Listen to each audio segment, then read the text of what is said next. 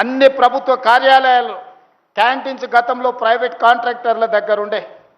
ఈనాడు మహిళలకే ఆ క్యాంటీన్లన్నీ ఇచ్చి క్యాంటీన్ల నడిపి ఆర్థికంగా నిలదొక్కునే ఆర్థికంగా ఆడబిడ్డలకి ఈరోజు ఆర్థిక వెసులుబాటు కల్పించినాం.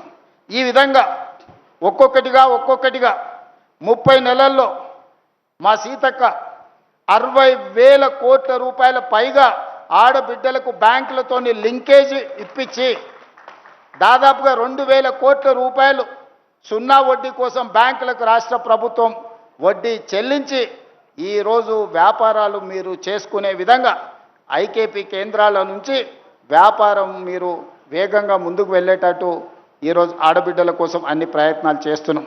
అందుకే ఈనాడు ఆడబిడ్డలను ఆర్థికంగా నిలబెట్టడమే కాదు, ఆడబిడ్డలకు పుట్టబోయే బిడ్డలు ఆరోగ్యవంతంగా ఉండాలి. మన పిల్లలు ఆరోగ్యవంతంగా ఉన్నప్పుడే తల్లిదండ్రులకు ఆనందం ఉంటుంది. ఈరోజు అందుకే తల్లి గర్భం దాల్చినప్పటి నుంచి 6 సంవత్సరాలకు పెరిగే వరకు బలవర్ధకమైన పోషకాహారం పేద పిల్లలకి ఇవ్వాలి. ఈరోజు వాళ్ళని ఆదుకోవాలన్న ఆలోచనతోని ఈ బాలామృత ఉత్పత్తి కేంద్రాన్ని ఈరోజు ప్రారంభించినాం. 100% న్యూట్రిషన్ ఫుడ్. మీ కార్మిక సంఘం నాయకుడు ఇక్కడనే ఉన్నారు, జనక్ ప్రసాద్ గారు. వారు సింగరేణి కార్మిక సంఘమే కాదు, ఈరోజు టీజే ఫుడ్స్ కార్మిక సంఘానికి కూడా అధ్యక్షుడు ఉన్నాడు.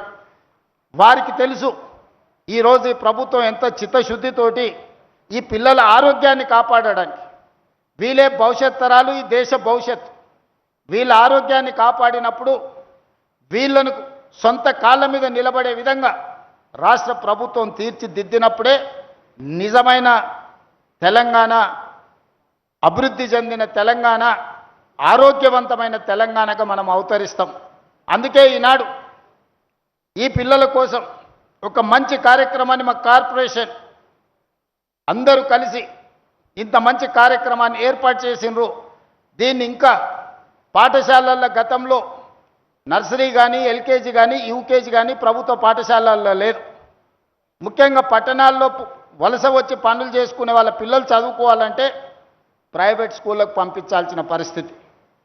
వేలకు వేలు లక్షలకు లక్షలు ఫీజులు కట్టలేక సంపాదించినంత మొత్తం తల్లిదండ్రుల కష్టమంతా అయితే విద్యకు లేకపోతే వైద్యానికి ఖర్చు పెట్టుకునే పరిస్థితి.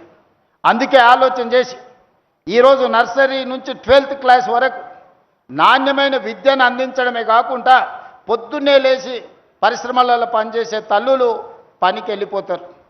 పిల్లలకు భోజనం పెట్టే పరిస్థితి ఉండదు, పాలు ఇచ్చే పరిస్థితి ఉండదు ఆర్థికంగా.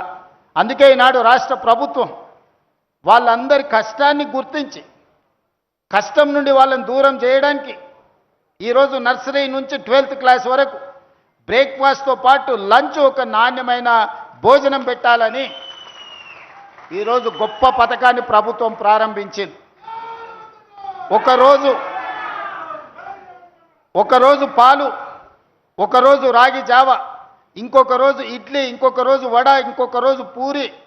ఇట్లా శ్రీమంతులు వాళ్ళ పిల్లలు ఏ విధంగా అయితే పొద్దున బ్రేక్ఫాస్ట్ చేస్తారో ఈరోజు పేదోళ్ళ పిల్లలకు ప్రభుత్వము ఈరోజు బ్రేక్ఫాస్ట్ కార్యక్రమాన్ని ప్రారంభించింది. పిల్లలు స్కూల్కి వచ్చి ఆకలితో కడుపుతో ఉంటే టీచర్లు ఏం చదువు చెప్పినా పిల్లలకు ఆలోచనలకు తట్టదు. కడుపులో ఆకలి ఉంటే చదువు తలకెక్కదు.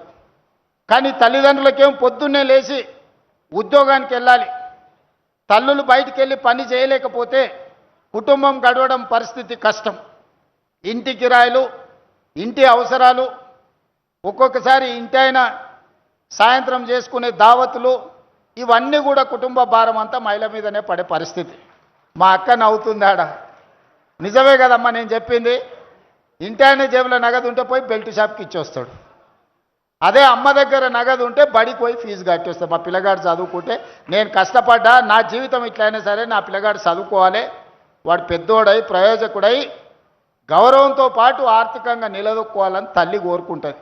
తండ్రి ఉంది, వాడు పెద్దగా ఏదో పని చేసి బతడలే, నేను వాణి చేసేదే ఉంది అనుకుంటే తల్లి మాత్రం పిల్లగాడు పెరిగి పెద్దయి ప్రయోజకుడు కావాలని తల్లి కోరుకుంటుంది. ఆ తల్లి మనసులో మాటను గుర్తించి ఈరోజు పేద పిల్లలకు నాణ్యమైన విద్యను అందించాలి. నాణ్యమైన విద్య బోధించిన ఆ విద్యార్థి తలకి